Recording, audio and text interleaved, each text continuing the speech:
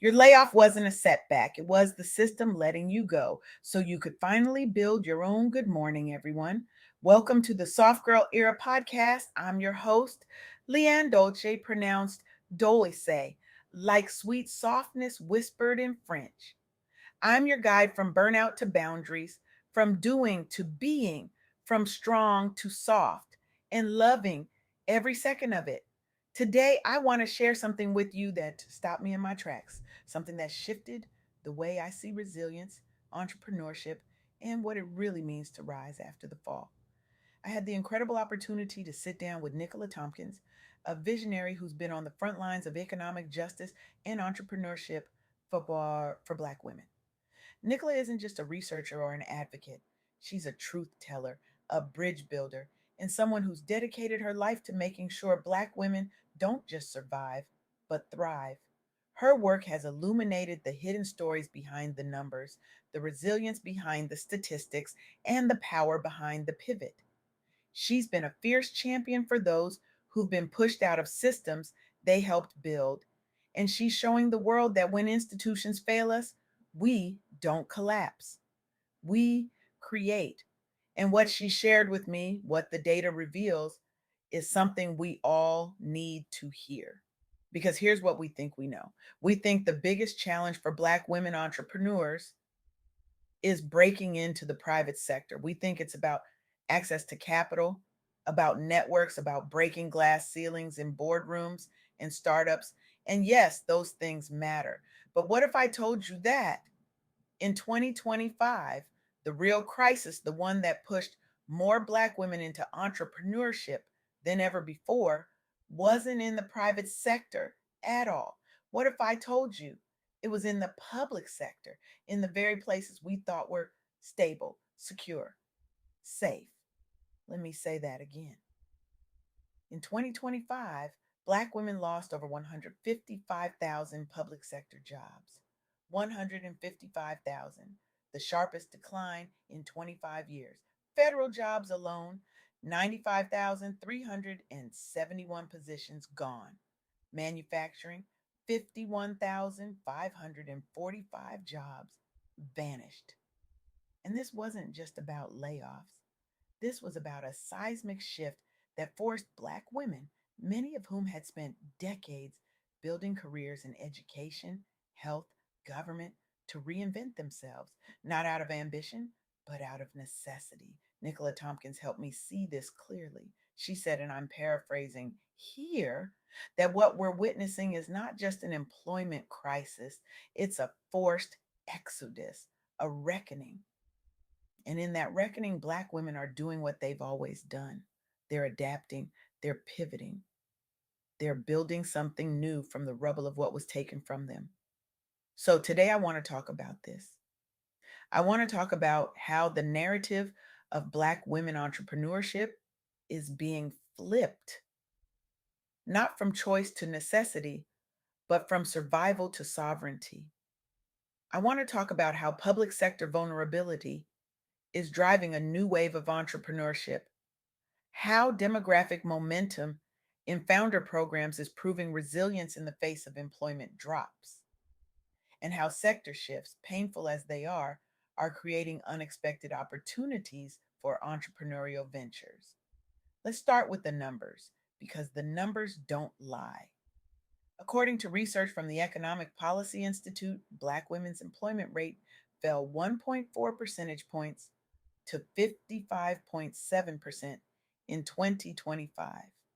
That might not sound like much, but when you break it down, when you look at where those losses happened, the picture becomes devastating. Public sector losses totaled 155,656 jobs. Federal positions dropped by 95,371. Manufacturing shed 51,545 roles. And these weren't just jobs, these were careers, these were pensions, these were the stable foundations that Black women had built their lives on. But here's where the story shifts. Here's where Nichola Tompkins' insights become transformative. Because while Black women were losing ground in the public sector, they were gaining ground elsewhere. Private sector jobs increased by 76,419. Construction saw gains of 19,867 positions. Education and health services added 222,448 jobs. And in the midst of all this upheaval, something remarkable happened. Black women started launching businesses, not because they wanted to be entrepreneurs, not because they had some grand vision of disrupting an industry, but because they had to, because the systems they had trusted, the institutions they had served, had let them go. And this is where the University of Toronto's Black Founders Network comes in. In 2025, this program graduated 24 founders. 14 of them, 58%, were Black women. Think about that for a moment. 14 Black women who had navigated the post 2025 employment shifts, who had faced sharp public sector job losses, who had seen their employment rate drop, and who decided to enroll in a structured founder program for mentorship, funding access, and peer networks. All 14 completed the program.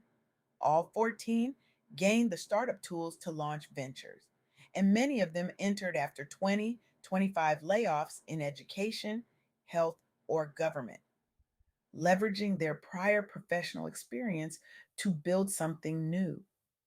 These women didn't come into entrepreneurship with a safety net.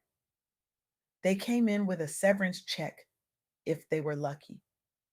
They came in with skills honed in public service, in classrooms, in hospitals, in government offices. And they turned those skills into businesses. They turned their pain into power. They turned their layoffs into launch pads. Let me tell you about one woman in particular. She had spent 15 years in federal service. She had a master's degree. She had led teams. She had shaped policy. She had poured her brilliance into a system that promised stability. And then in 2025, she got the call. Budget cuts, restructuring. Her position was eliminated. She was 47 years old. She had a mortgage. She had kids in college, and she had a choice. She could scramble for another government job, compete with hundreds of other displaced workers, or she could take everything she knew about systems, about leadership, about problem solving, and build something of her own. She chose the latter. She enrolled in the Black Founders Network. She learned how to pitch. She learned how to build a business plan. She learned how to access funding. And within a year, she had launched a consulting firm that helps nonprofits navigate federal grant applications. She's now employing three other women who were also laid off in 2025. She's not just surviving, she's thriving, and she's creating opportunities for others to thrive too. This is what Nichola Thompkins means when she talks about turning public sector pain into entrepreneurial power. This is what it looks like when Black women refuse to let a crisis define them. This is what it looks like when we stop waiting for institutions to save us and start building our own. But let's be clear, this isn't a feel good story about bootstrapping. This isn't about pulling yourself up by your bootstraps when the system kicks you down. This is about recognizing that the system was never designed to hold us, it was designed to use us, to extract our labor, our brilliance, our loyalty, and then discard us when it was convenient. And what Black women are doing now, what Nichola Thompkins is documenting, is a refusal to accept that narrative. It's a reclamation of agency. It's a redefinition of what strength looks like. Because here's the thing, we've been taught that strength means endurance. That strength means showing up no matter what. That strength means carrying the weight of the world on our shoulders and never complaining. But what if strength also means knowing when to let go? What if strength means recognizing when a system is no longer serving you and having the courage to walk away?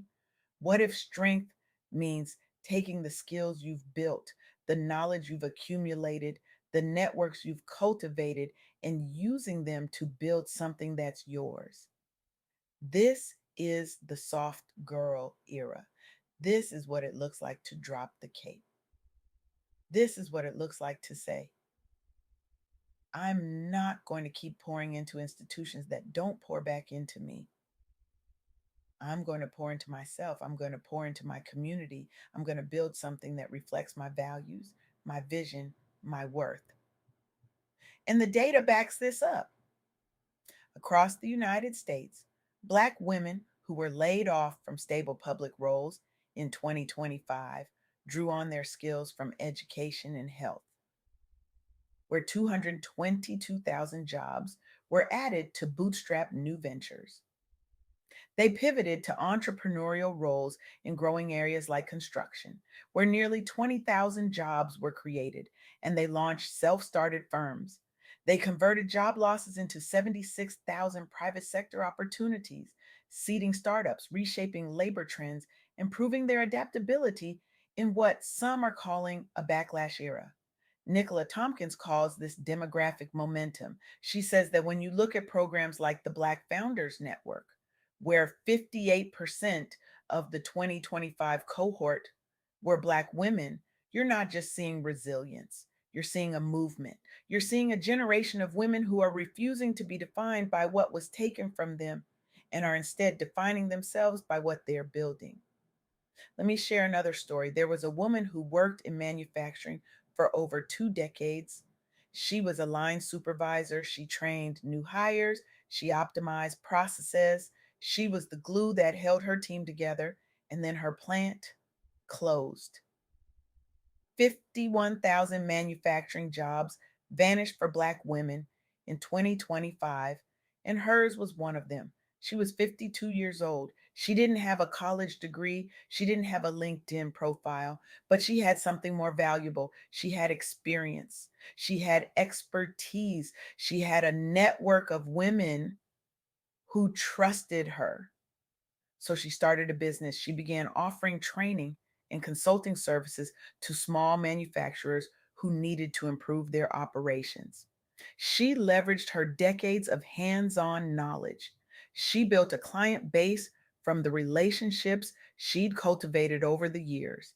And within 18 months, she was making more than she ever did in her manufacturing job.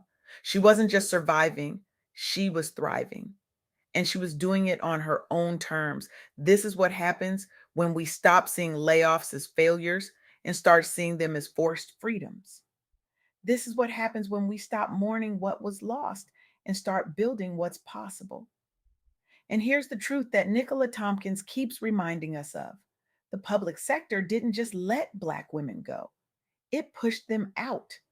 It systematically dismantled the very positions that Black women have fought to access, positions that represented progress, positions that represented stability, positions that represented a foothold in the middle class.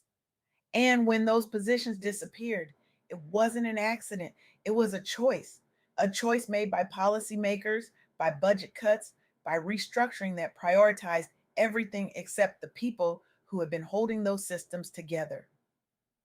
But here's what they didn't count on: they didn't count on the fact that Black women are builders. They didn't count on the fact that when you push us out, we don't just fall, we fly, we create, we innovate, we build empires from the ashes of what you tried to destroy. And that's exactly what's happening right now. In Toronto, 14 Black women walked across the stage of the Black Founders Network, not as victims of a broken system, but as architects of a new one. They didn't just complete a program, they launched businesses, they created jobs, they became the stability they were denied. Across the United States, tens of thousands of Black women are doing the same thing. They're taking the skills they honed in government offices, in schools, in hospitals, and they're building consulting firms, coaching practices, tech startups, wellness businesses, creative agencies. They're not waiting for permission. They're not waiting for validation. They're building. And this is where the call to action comes in. Because if you're listening to this and you're thinking that's inspiring, But that's not me. I want you to stop right there. I want you to ask yourself, what if your next layoff is the launch pad for your legacy business? What if the skills you've been using to build someone else's empire are exactly what you need to build your own? What if the crisis you're facing right now is actually the catalyst for your transformation? Nichola Thompkins shared something with me that I can't stop thinking about. She said, we have to stop seeing entrepreneurship as a backup plan. We have to start seeing it as a reclamation plan, a way to take back our time, our energy, our power, a way to build wealth, not just for ourselves, but for our families, our communities, our future. So here's what I want you to do. I want you to audit your skills today. I want you to write down everything you know how to do, everything you've learned in your career, in your life, in your community. And then I want you to ask yourself, how can I use this to serve others? How can I use this to solve a problem? How can I use this to build something that's mine? And then I want you to join or start a founders network. Find your people. Find the women who are on this journey with you. Find the mentors, the peers, the supporters who will help you turn your vision into reality, because you don't have to do this alone. In fact, you can't do it alone. The women in the Black Founders Network didn't succeed because they were superhuman. They succeeded because they had support, they had structure, they had community. And that's what the soft girl era is all about. It's about recognizing that we don't have to carry everything by ourselves. It's about building networks of care, of support, of mutual uplift. It's about saying, I'm going to rest when I need to rest. I'm going to ask for help when I need help. I'm going to set boundaries that protect my peace. And I'm going to build something beautiful, something sustainable, something that honors who I am and who I'm becoming. Nichola Thompkins is doing this work because she believes in us. She believes in our capacity to transform pain into purpose. She believes in our ability to rise from the ashes of systems that failed us and build something better. And I believe it too. The public sector losses of 2025 were real. The pain was real, the fear was real, but so is the power. So is the resilience. So is the brilliance of Black women who refuse to be broken, who refuse to be silenced, who refuse to be stopped. So I'm asking you today, what are you going to do with this moment? Are you going to let this layoff define you, or are you going to let it refine you?